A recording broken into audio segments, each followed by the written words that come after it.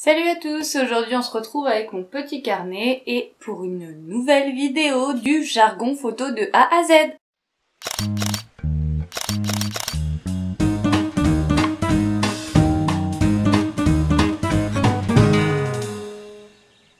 Alors comme vous avez dû le constater sur les deux vidéos précédentes de cette série, là on parle des bases pour l'instant, mais il y aura aussi des séries du jargon photo qui seront par exemple sur le cadrage ou sur la composition, le post-traitement. Donc il y aura vraiment des thématiques sur les séries à venir. On va donc aujourd'hui encore découvrir 5 mots ensemble. Donc c'est parti, on va parler de notre premier mot qui est le bruit ou encore le grain, les parasites aussi. Qu'est-ce que c'est? Il s'agit en fait de pixels qui sont parasités. Ça va faire comme des toutes petites taches en fait qui normalement ne devraient pas être sur la photo, qui n'est pas là en fait en réalité. Ça donne un aspect granuleux en fait et un petit peu souillé à la photo. Le bruit apparaît quand on augmente les ISO, donc la sensibilité du capteur, mais à partir d'un certain nombre en général. Par exemple sur mon 1100D, si je vais au-delà d'ISO 800, je commence à avoir du grain vraiment visible à l'œil nu. Voilà, mais ça dépend vraiment des appareils et de leur capacité. Ça peut aussi être un effet très joli donné à certaines photos et ça peut tout à fait être volontaire. Ensuite, on parle beaucoup de profondeur de champ en photo, donc ça vous l'avez forcément déjà entendu. Il s'agit de la zone sur votre photo qui va être nette.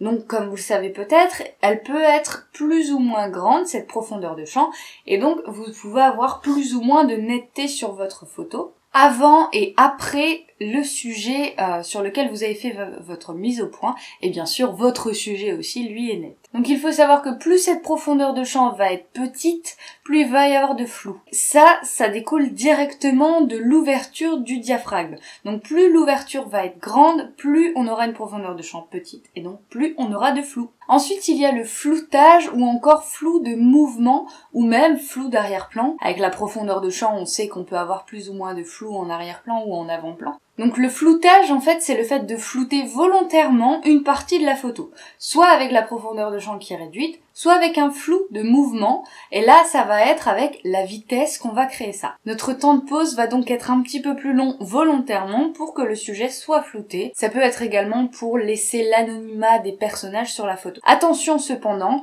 le flou de mouvement n'a rien à voir avec le flou de bouger. Le flou de bouger, ça va être votre photo qui va être toute floue parce que vous avez bougé quand vous avez pris votre photo. Et même ce flou-là peut aussi être utilisé de manière artistique, mais là c'est vraiment une technique complètement différente. Ensuite on parle de RAW, si je le dis avec l'accent, mais RAW c'est quand même plus sympathique à dire je trouve. Donc là il s'agit tout simplement d'un format de fichier, donc si votre fichier est en RAW, ça veut dire que il va garder toutes les données de votre image, et votre image en fait sera similaire à un négatif.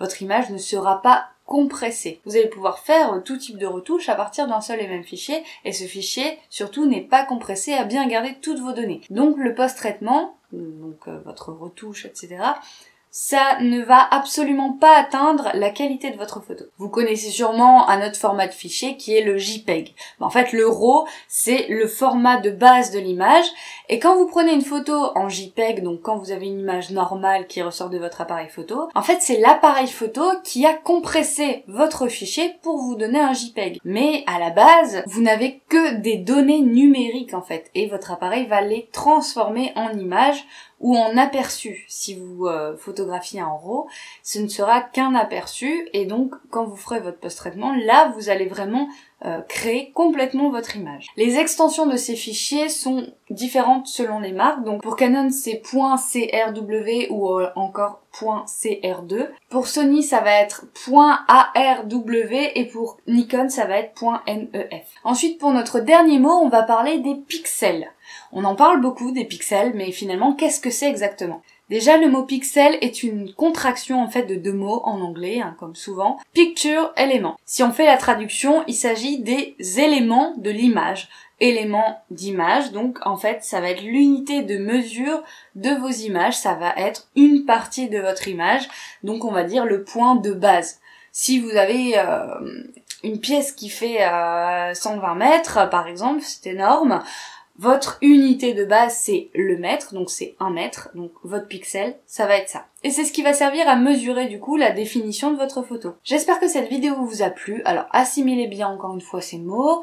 La semaine prochaine on se retrouve pour un autre épisode du jargon de la photo avec encore une fois des bases. Et les 2 semaines suivantes vous aurez de nouveau la photo l'histoire, encore 2 nouveaux épisodes. Voilà, ce sera en fait comme ça, 2 semaines le jargon photo et puis 2 semaines la photo l'histoire. Et comme d'habitude le samedi on se retrouve avec des vidéos plus longues. Voilà, si vous avez aimé la vidéo, n'hésitez pas à mettre un petit pouce en l'air ou un pouce en bas si vous n'avez pas aimé. Et si vous voulez vous abonner à mes vidéos pour recevoir les prochaines vidéos, vous recevrez une notification comme ça. Voilà, c'est tous les mercredis maintenant et tous les samedis. Donc je vous dis à samedi.